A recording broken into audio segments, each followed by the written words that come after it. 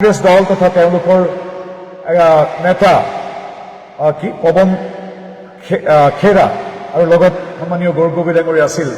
তেখেতসকলে আমাৰ সন্মানীয় মুখ্যমন্ত্ৰী ডক্টৰ হিমন্ত বিশ্ব শৰ্মাদেৱৰ সহধৰ্মিনীৰ কিছু কাগজ, পাছপোৰ্ট ইত্যাদি তেওঁলোকে ৰাইজৰ আগত দেখুৱাইছিল যে তিনিখন ৰাষ্ট্ৰৰ এনেকৈ পাছপোৰ্ট আছে ইত্যাদি ইত্যাদি।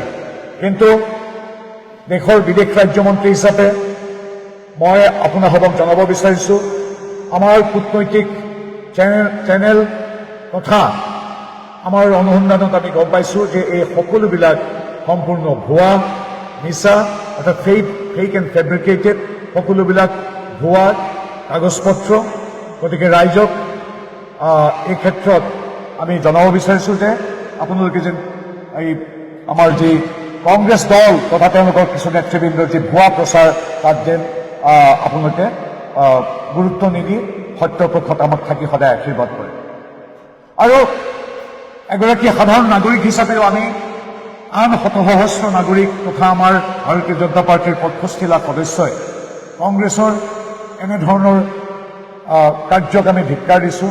অতি হাস্যাস্পদ আৰু লগতে অতি লজ্জাজনক এটা ভুল কাম তেওঁলোকে কৰিছে।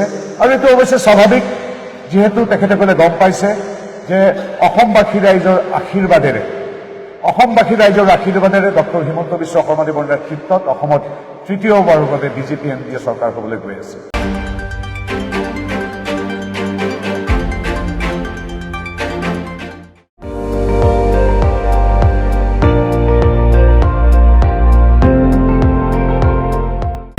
আপুনি চাই আছে ND24, সৰ্বশ্ৰেষ্ঠ নহয় সৰ্বোত্তমৰ দৌৰ।